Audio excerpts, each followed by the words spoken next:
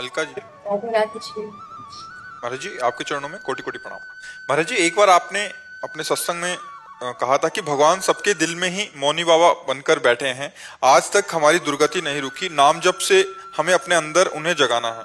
मेरा प्रश्न है कि क्या हम अपना सारा ध्यान दिल में केंद्रित करके नाम जप करके करें जिससे मौनी बाबा शीघ्र जाग जाएं, या कोई विशेष उपाय है महाराज जी? जब सामने नाम का दर्शन हो और हृदय में अंतर आवाज हो नाम की और अंदर से ही कान सुने तो बहुत जल्दी ऐसा भजन भगवत प्राप्ति कराता है। पर ये अंदर अंदर की बात है कि हृदय से वही नाम राधा राधा, ये तुम वाणी से बोल के कह रहे हैं, आंखों के सामने वही दिखाई दे रहा है, कान वही सुन रहे हैं। और ये निरंतरता, अव्यावृत भजनात् अखंड निरंतर सातु दीर्घ काल निरंतर सत्कार सेवितो दृढ़ भूमि, पातंजलि जी कह रहे हैं।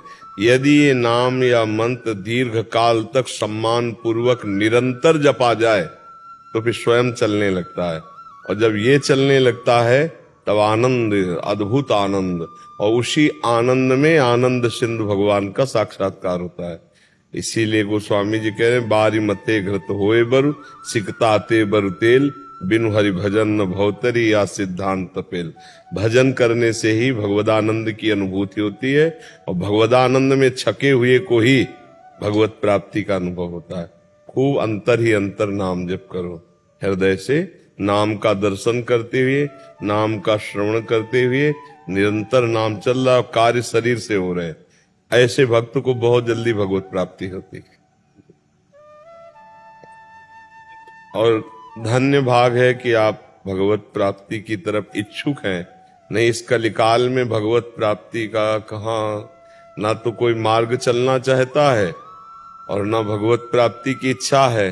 बस अगर इच्छा है तो वही मैं तू मेरा तेरा भोग वासनाएं, मेरा नाम हो जाए, मेरी कीर्ति हो जाए, उसका नाम कैसे हो गया, उसकी टांग खींच ली जाए। बड़ा प्रपंच फैला हुआ है, ये धर्म वो धर्म, ये लड़ाई वो झगड़ा। अरे भैया सब एक ही बाप के बच्चे हैं, अपने अपने हिसाब से चल के भगवान को प्राप्त कर लो। बस सबका पिता ढूंढोगे ना तो एक ही मिलेगा, एक ही है सबका पिता पूरे चराचर का, वही बना हुआ है, दूसरा कोई नहीं। जड़ चेतन जग जीव जत सकल राम मैं जान, वही बने, दूसरा कोई। तो खूब बढ़िया नाम जप करो और इस शरीर से मुक्त हो जाओ, भगवान की प्राप्ति हो जाए। यही इस जीवन का लाभ है। धन्य है जो इस जन्म में भजन में लग गया, चाहे वो गृहस्थ हो चाहे विरक्त हो। नहीं भाई बहुत प्रपंच है, ऐसा थोड़ी है कि मतलब भक्ति का रूप रख के हम भजन ही कर लेंगे। नहीं, बहुत ही माया विचित्र है, टांग पकड़ के खींच लेती है अपने में प्रपंच में। इसलिए हमें चाहिए कि जितना हम भक्ति में बढ़े तो उतना दृढ़ चरण स्थापित करें कि हमें माया घसीट के पुनः काम क्रोध लोभ मोह मद मत्सर में न डाल दे। बहुत विचित्र। और इस मार्ग में चलने वाले को एक और परिपक्वता रखनी होगी कि हमारी कोई प्रशंसा करे ऐसा कभी सोचे ना, क्योंकि उपहास होगा, निंदा होगी, अपमान भी हो सकता है। अगर आप इसको सह गए तो भक्ति में आगे बढ़ गए।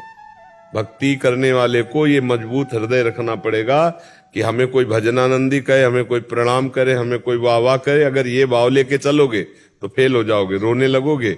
ऐसी माया है विचित्र, वो प्रश्न ऐसे रख देगी कि रोने लगोगे। क्योंकि बड़े बड़े भक्तों की निंदा हुई है तो अपने तो भक्ति में चल ही रहे, अपमान हुआ है, बड़े बड़े प्रहार हुए हैं भक्तों के ऊपर। तो ये हमको पहले से तैयार रहना है। जो हमारे शरीर को, हमारे मन को दुख देने वाले हैं वो हमारे कर्म ही हैं, ये मान करके हम चुपचाप सहन करें, नाम जप करें और आगे बढ़ जाएं।